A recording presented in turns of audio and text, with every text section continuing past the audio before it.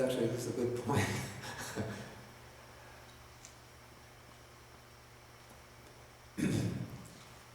But I don't think, comparing this, developing the meditation on space isn't intended to imply that one doesn't have the mind fixed on a particular meditation object, but rather the idea, I think, here is that one doesn't allow the mind to become fixated on either agreeable or disagreeable sensations. But space is able to, because it's not established anywhere, so it's able to accommodate everything. So you don't cling to anything. Exactly, exactly. In fact, what's stated here seems to be what comes in the Satipatthana Sutta when, also in the standard phrase, Vinaya Lokeya Bicha Domanasam, having removed a bicha, craving, and domanassa, displeasure or grief in regard to the world. That seems to be like basically the same point as not letting the mind become obsessed with agreeable and disagreeable contacts. And then in the Satipatthana Sutta, at the end of each exposition, it says, Nacha kinchi loke upadhyate. He doesn't cling to anything in the world. So I say that not clinging to anything is that attitude of not being established anywhere. But of course, for the meditation to develop, then one has to establish the mind on the meditation object.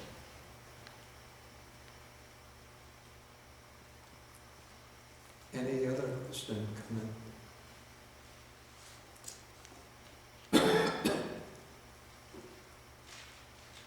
Okay, so let's go on then.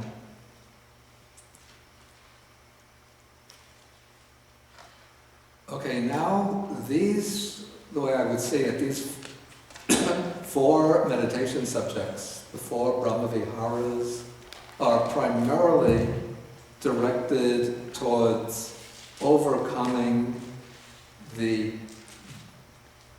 disagreeable contacts. Of course, it's disagreeable contacts which tend to arouse aversion, and the antidote in general to aversion are the 4 Brahmaviharas.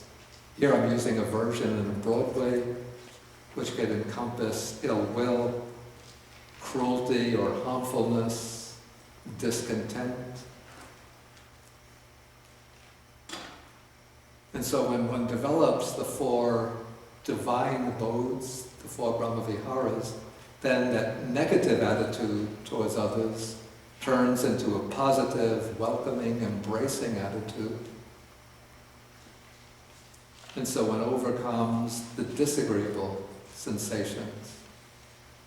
But then there is the agreeable, which is the bait of clinging, the bait of attachment. And so to overcome the attachment to the agreeable, the next 2 meditation subjects are brought in. So in paragraph 22, we have the meditation on, here it's translated as foulness. The Pali word is asubha.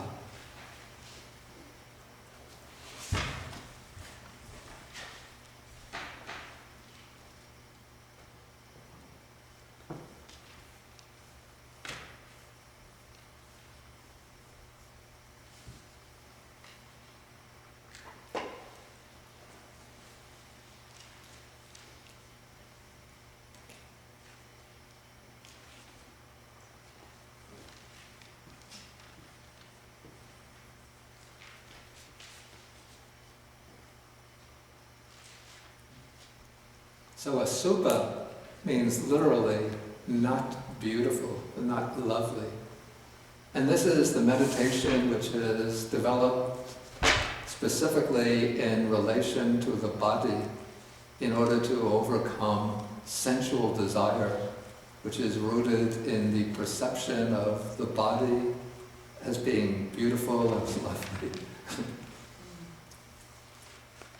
And so this meditation is practiced always initially based on one's own body, seeing the body in terms of the constituent parts, usually 32 parts are mentioned, very similar to the 4 elements, or at least the first 2 elements, except in this case one is not focusing upon the bodily part as representing a particular element, but rather focusing upon the unbeautiful aspect of the bodily part.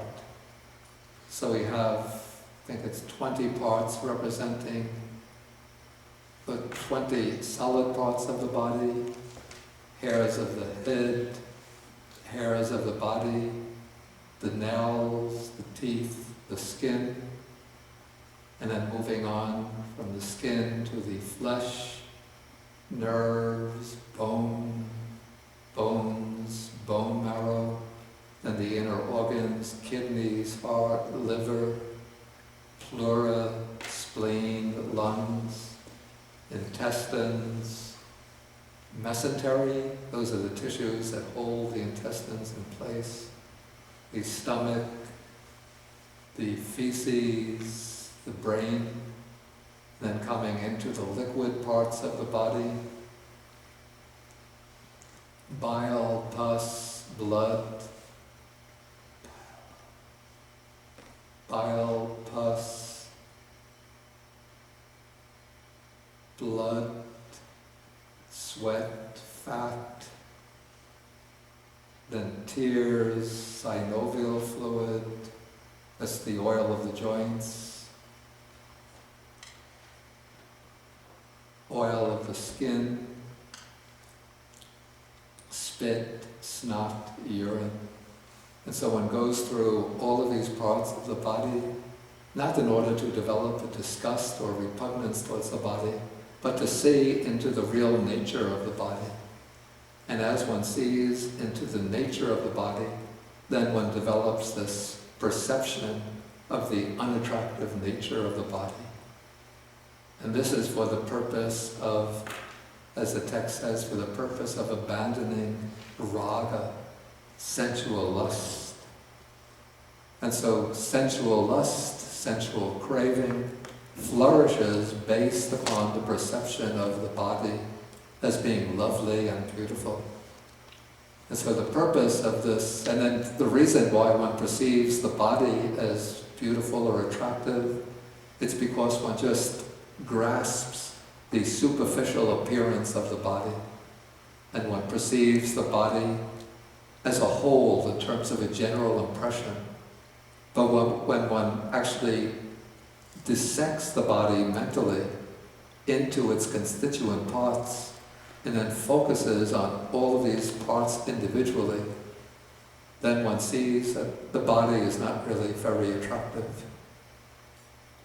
And so perceiving the body in that way will help to overcome sensual lust.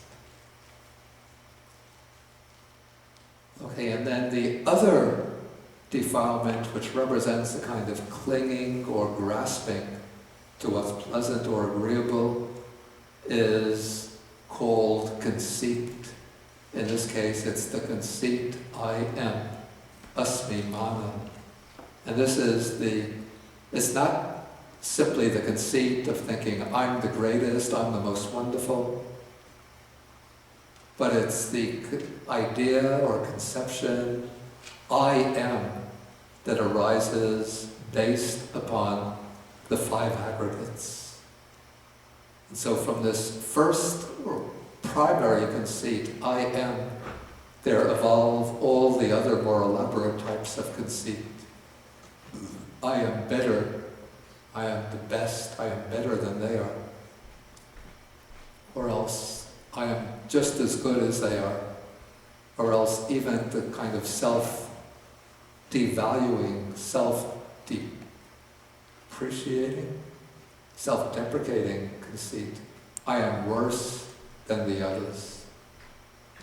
So all of those are based on grasping the five aggregates as being a truly existing I am. And so to overcome that conceit I am, one focuses upon the five aggregates in terms of their impermanence. So one investigates the five aggregates. Bodily form is impermanent, arising and passing. The mental side, the feelings, arising and passing. Perceptions arising and passing. Volitional formations arising and passing. Consciousness arising and passing. And so one gets the clear perception of the five aggregates as being all impermanent, and then whatever is impermanent cannot be taken as being truly I, truly a self. And so in this way, by examining the impermanence of the five aggregates, one moves from the perception of impermanence to the perception of non-self, and the perception of non-self removes the conceit I am.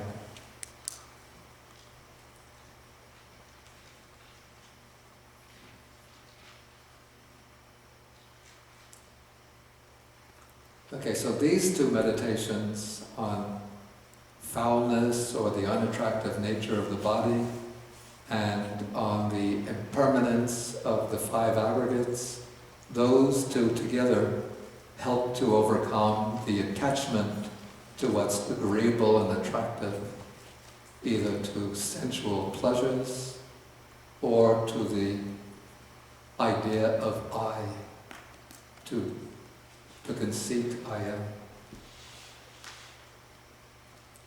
Okay, maybe at this point then I'll ask whether any questions or comments.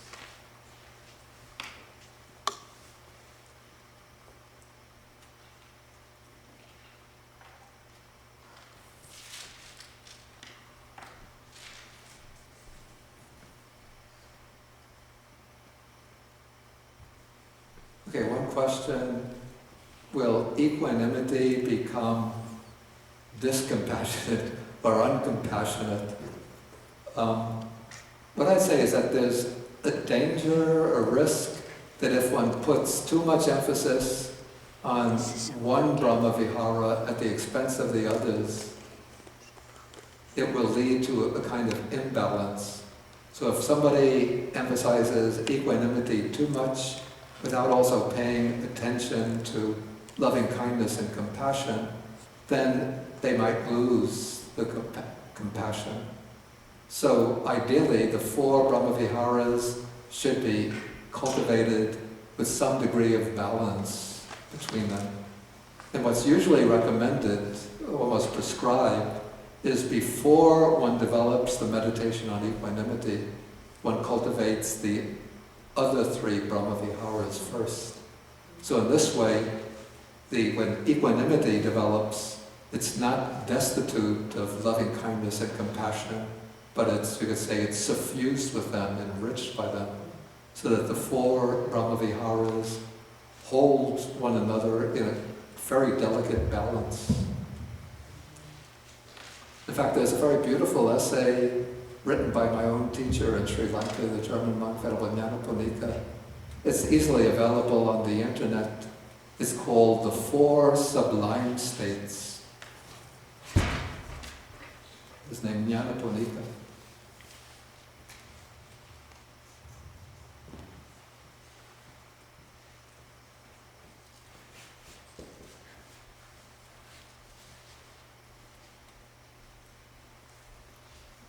Then if you just search it out on Google, Nyanaponika, The Four Sublime States, you'll find it. I think it's on Access, the website Access to Insight. And he begins, it's a short essay, it's just about 30 pages, 25, 30 pages. But the first sections, he deals with each of the Brahma-viharas individually.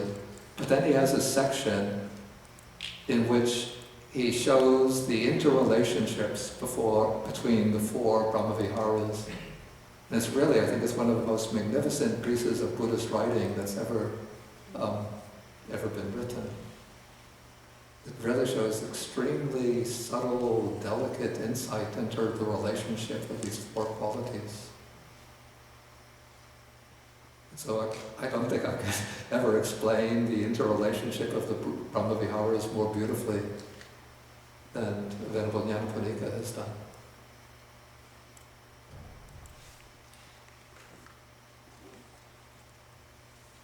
Okay, any further questions?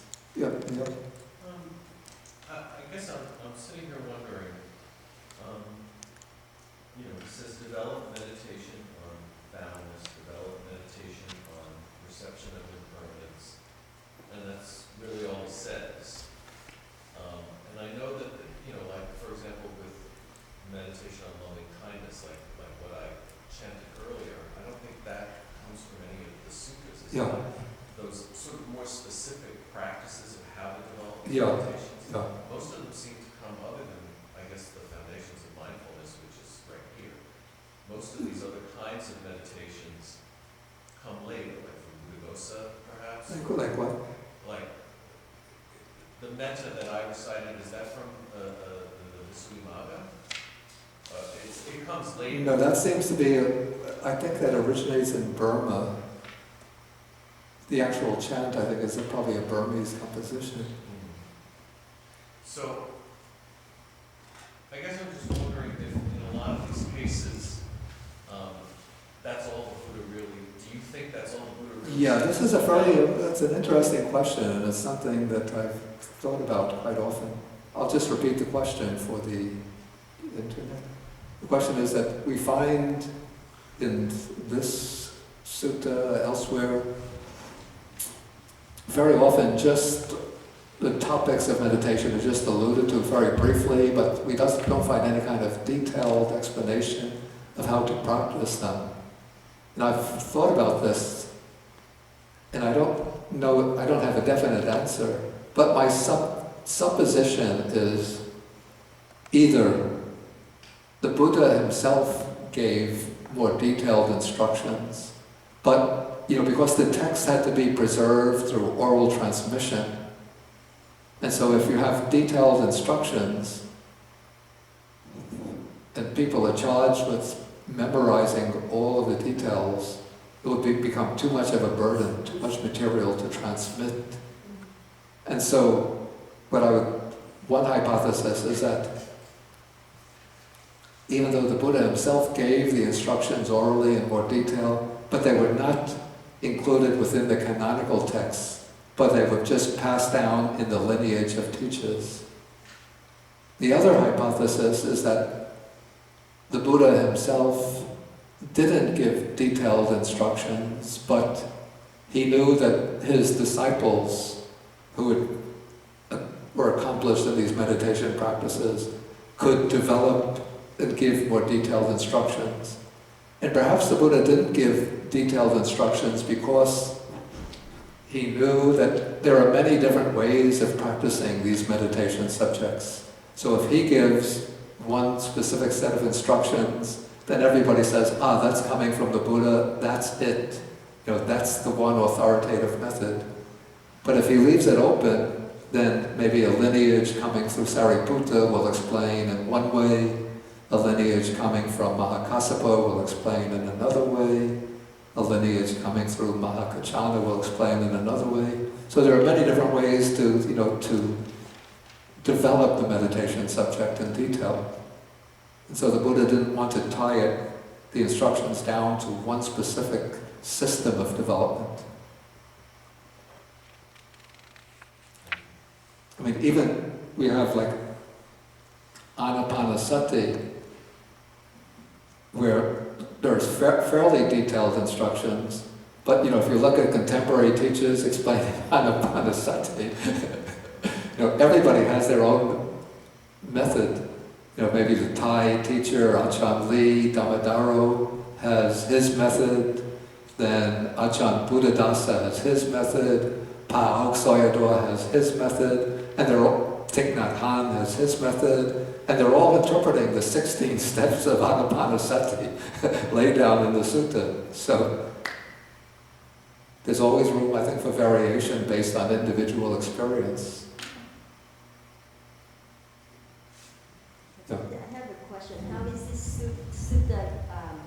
be understood in relation to the 4 foundations of mindfulness meditation.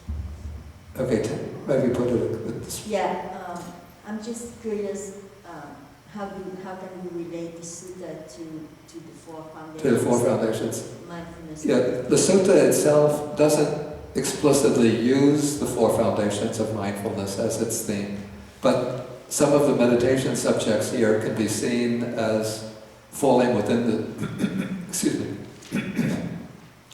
within the scope of the 4 foundations of mindfulness.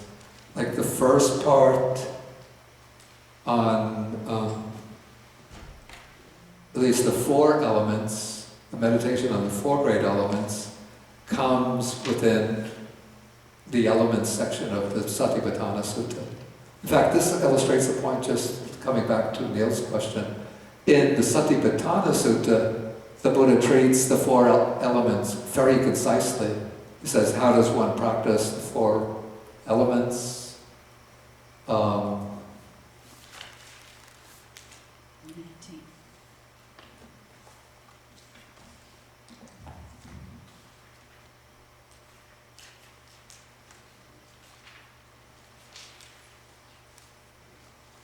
He says here the monk reviews the same body by way of the elements. Thus, in this body there are the earth element, water element, fire element, and air element, and that's it.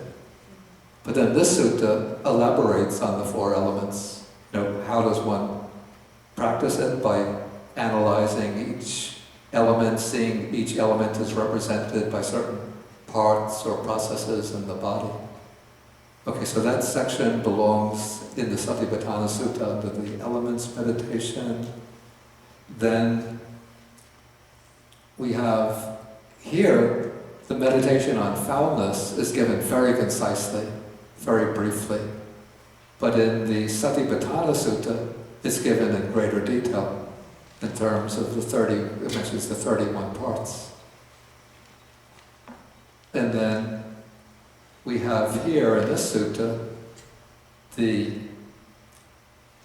mindfulness of breathing, which is mentioned in the Satipatthana Sutta, but only in terms of 4 steps.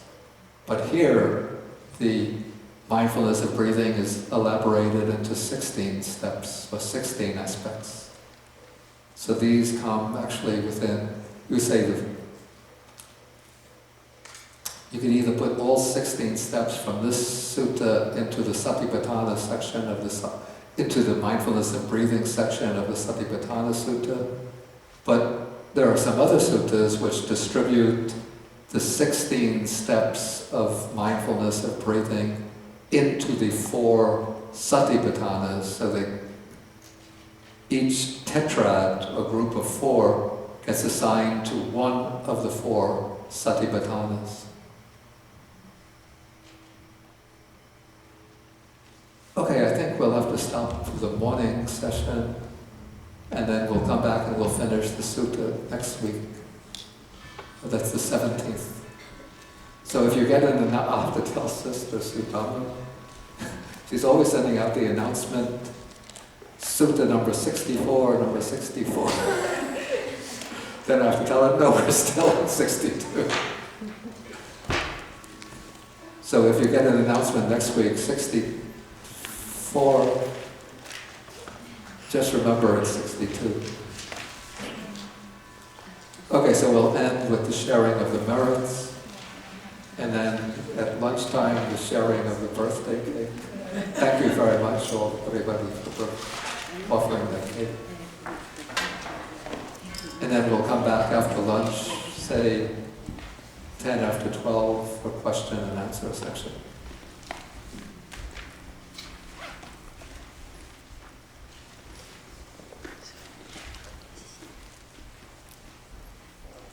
Okay, so we'll share the merits with the devas, the Dharma-protecting deities, the Bhutas, the Nagas, the dragon spirits, the Bhutas, the fair spirits, requesting them to protect the Buddha's teaching, to protect the world, to protect ourselves and others. Akasata Chabumata Deva Naga Nidika punyantang anumoditva chirang rakantu sasana akasata chagumata deva naga mahitika punyantang anumoditva chirang rakantu desana akasata chagumata deva naga mahitika punyantang anumoditva chirang rakantu manparam etavatacha hehi sampadam punya sampadam sabbe devanumodantu sabba sampati siddhya etavatacha hehi sampadam punya sampadam sabbe bhutanumodantu sabba sampati siddhya etavatacha hehi sampadam punya sampadam sabbe satanumodantu sabba sampati siddhya Bhavagupadaya vichitato etantare satakayupapanna rupiya rupicha lasanya sanino dukkha pamuchantu pusantu nibbuttim.